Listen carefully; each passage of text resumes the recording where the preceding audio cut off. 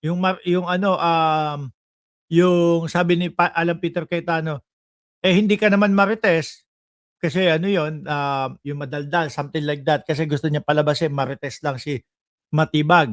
Hmm, pambabae nga naman yun. Kagaya ng ano, sir, kagaya ng No? Parang Petra yan eh. Si parang Petra yan, no? Pambabae. Marites Petra, pababae na pangalan niya. Ano? Oo. So merong ano, may kopya kayo, binigyan namin kayo ng kopya ng statement nung taong nagtestigo. Ano? Padala na ko ng proper na Sabina, ng proper Blue Ribbon Committee. Pupunta tayo. O yan. Di ba? Sabi ni Junior Gabuya, Boss Mark, tatalo na si Boss Jewel. Ay, naku. Yun nga yun. Oh, sa totoo lang po, mga kababayan, yung nakita ko doon sa post natin ng kaibigan natin na si Kakopi na may tatalon tapos J number 30, sabi ko, ang yaka. Boss Joel, diyan ka na lang. Ayoko. Ano, ayoko tumalo si Boss Jewel, mga kababayan. Pero bahala na kung ano na, no? Ngayon no, mga bossing, saan tayo? Nako, eto na. Saan na ba yun? Eto na. Yung maleta na nga. Pakita na natin. Kasi mga bossing, kanina, pagkagising ko, nag-scroll ako. Ang daming maleta na nakita ko, mga kababayan. Ayan, oh. Grabe. Ito po, mga bossing. Ayan. Nakita ko, sabi ko, naku, ang daming maleta nito.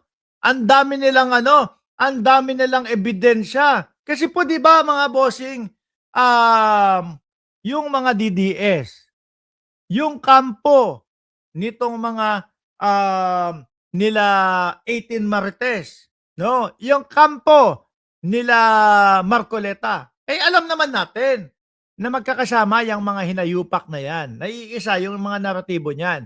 Ano po?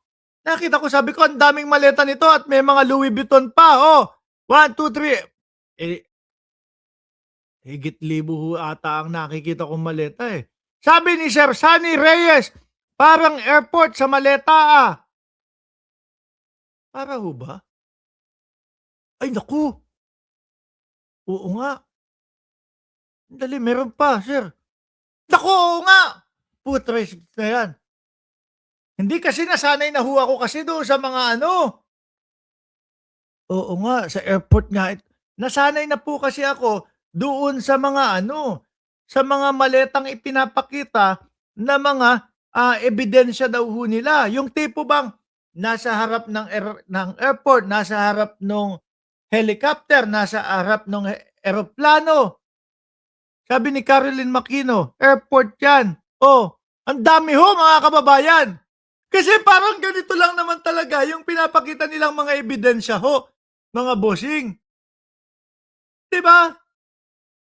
Walang pinagkaiba ho. Ano yan, sabi ni Joselito De Leon, ano yan, mga maleta na yan, ukay-ukay. 'Di ba? Kaya sabi ko, nung nakita ko ito doon sa aking Facebook page, sabi ko, naku, ang daming maleta. Baka ito na naman iyon. Wala ho kasing pinagkaiba, mga kababayan. Sir Mark, baka madamay din kami. May maleta din kami. Siguro kung ako, sikat-sikat na vlogger o malaking vlogger ho, mga kababayan, at nakita nila na itong mga vlogs natin ay hindi naniniwala doon sa mga naratibo nila. Baka sasabihin din ho niyan, si Mark Ramos, pinadalan namin ng maleta. Oh, si Mark Ramos, nakatanggap sa amin ng maleta tapos pipicturean nila, no? Nagbubuhat or kaya binubuhat, may video sila, binubuhat yung maleta, isasakay doon sa helicopter, sasabihin na kay BBM yun, sasabihin na kay Martin Romualdez yun. Baka masabi, baka sa akin naman iyon. Nako, may naniniwala pa ba dyan? Bakit kung kailan umaandar ang panahon at ito pong mundo natin ay patanda ng patanda at ang mga tao ay palalim ng palalim ang eksperyensya, yung mga ebidensya po na ipinapakita nitong mga DDS ay palabnaw ng palabnaw. Yung tipo mo bang dati, mga unang panahon o siguro mga 80s, 90s, 2000, no? Kapagka sinabing ebidensya, pakitaan mo kami ng ebidensya. Yung mismong magtuturo, magtutukoy mismo doon sa tao. Pero ngayon iba, baliktad ho, mga kababayan, paatras. Kapagka may maleta, eto, kukuha ko ng maleta dito. Diyan lang kayo, ha? Oh. Oh.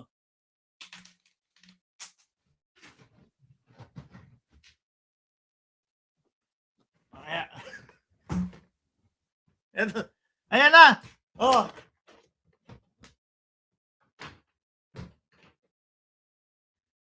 Ayan na ho, mga kababayan. Dumating na yung maleta na.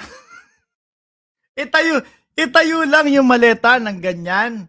Tapos, sasabihin na, o ayan, yung maleta na yan, itong maleta na to, kay Martin Romualdez yan. Ni hindi mo nga alam kung may laman eh. Ni hindi mo nga alam kung saan galing yan eh. Ano po, hindi mo nga alam kung saan nila tratuhan niya o pinicture. Yung isa tarantadong 18 Marites pa, doon sa Marites, aba, nagpa-picture kay Pangulong Bongbong Marcos. Nagpa-picture kay Pangulong Bongbong Marcos, mga kababayan, eh ang sabi, somewhere else daw yan na naimbitahan, si Saldico. Tapos siya nagpa-picture. Yung tipo bang, ang Pangulo ay parang nagmamadali dahil madami pa siyang kakamayan nung panahon ng eleksyon. Oh. Tapos hindi ano tawag dito? Hindi niya daw alam kung saang lugar siya nakapagpa-picture kay Bongbong Marcos. Gago yata itong mga 18 Marites na ito eh. Oh. Diba puro ganyan lang po.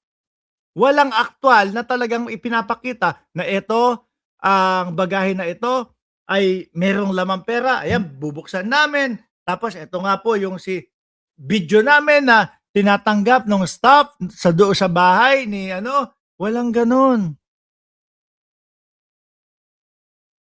Walang ganun. At alam nyo ho, mga kababayan, dito sa mga flood control na to, alam naman natin talaga eh, kung sino talaga yung mga dapat kasuhan eh. Kung sino talaga yung mga makulong eh. Pero para kay Rodante Marcoleta, mga kababayan, yung mga dapat makulong, yan pa yung gusto niyang maging mga state witness. At yung mga nagsasabi, tapos may nakikita na, may mga ebidensya na kasama sila o sila yung pinaka big time na mga contractor, etc. Ibalik yung pera ng taong bayan. Sabi ni Marcoleta, wag daw. Ayaw ni Marcoleta. Nagagalit si Marcoleta.